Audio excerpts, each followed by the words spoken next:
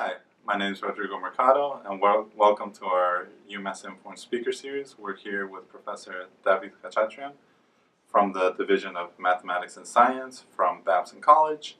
We just had a great talk on getting patent data using text mining. So now we wanted to ask you a few questions regarding academia, industry, and the patent environment overall. Of course. Hello. Thank you very much for having me here. Yeah, no, thank you for being here. So, before your position at Babson College, you were working for PwC. What led you to make the decision for switching back to academia? Thank you. That's a good question. Indeed, before Babson College, I was a senior associate at PricewaterhouseCoopers. And to answer your question, I would want to first note that before actually going to PwC, I was a student right here at the Eisenberg School, working with my late Ph.D. advisor, Dr. Soren Bisgaard, who was an applied statistician and big proponent of hands-on consulting as part of the lifelong education of a statistician.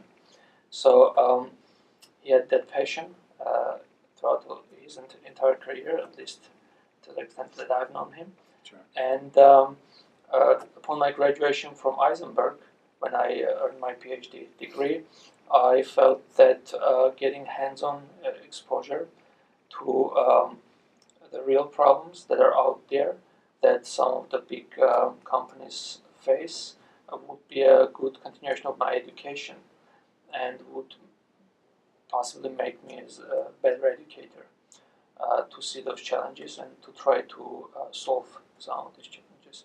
And that led me to pursue a career outside academia in consulting, and I was at PwC for almost 3 years, and that greatly improved my training as a statistician, having been exposed to a number of very challenging statistical problems, and solving these problems improved my overall training as a statistician. And at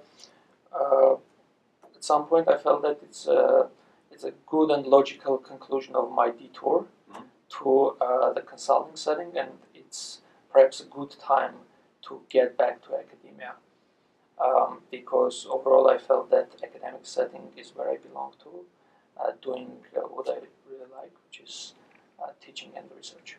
Yeah. All right. Yeah, that makes sense. I think there's a lot of value in being able to have a perspective from both an academic environment and industry. Yeah, and on a side note, we're always excited to have UMass alumni come back and give talks to us. So, kind of on the same note, I think it's very common for grad students as they progress, they're not sure if they're either going to go to industry or academia. Like, that's one of the big questions. So, what would you consider are some of the biggest differences or advantage of each of them? There are indeed many differences, and there are also many similarities among these two settings. Among the differences, something that comes to mind is the freedom that you have to choose the research problems that you can work on in the academic setting, as compared to the non-academic environment, where oftentimes you're assigned to different problems, which, although can be very, very interesting and very challenging and can add to your overall education and training as a professional, nevertheless, they are not necessarily your choice. Sure. So that freedom that you often have in academic setting to pick the problems, I think it's one difference. Another difference that I want to indicate is that oftentimes when you, at least in my experience, you're working on consulting problems, you don't necessarily strive to achieve the academic and scholarly elegance with your solutions. Sure. There is a client, there's a set budget, and the answers are needed relatively quickly. Yeah. Answers that suffice, answers that solve the problem, and which may or may not be academically the most elegant ones, as compared to the academic setting, which, again, not always, but oftentimes you strive to achieve the pure, beautiful solution that you're after, and at times it takes a little longer than you expected. But sometimes I think of those differences as the academic setting.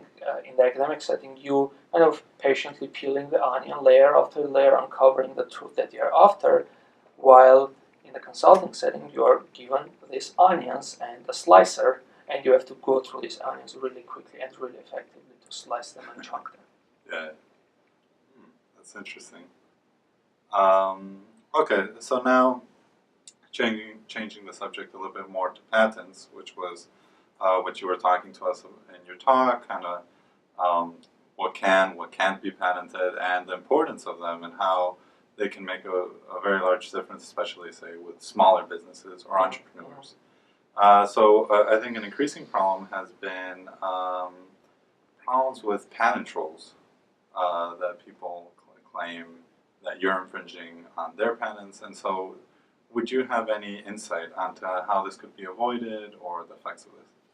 So it's absolutely important for an entrepreneur or an inventor to be aware of the existing intellectual property and be mindful not to infringe on existing intellectual property, because accidentally stumbling upon an existing intellectual property and accidentally infringing upon that property would have detrimental consequences, sometimes consequences that can be irreversible, especially for startups, especially for entrepreneurs.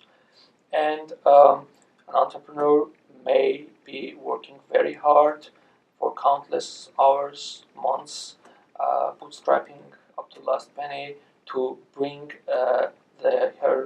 his or her dream come true, and finally launching the startup, commercializing the product or service that they have in mind, and accidentally noticing all of a sudden that it turns out that the invention based on which this startup is based on is already patented, has been out there, and therefore it turns out that the entrepreneur is infringing on existing intellectual property. Now that can put an end to everything and all that hard work that has been put to bring the dream to reality. So how can this be avoided then? I don't have a foolproof answer, but all I can say is that there are certain steps as an ounce of prevention that for sure can prevent, in this case, millions of dollars of cure. Mm-hmm. And these ounces of prevention, these preventive steps, are, for example, patent search, a careful patent search to find out what's already out there.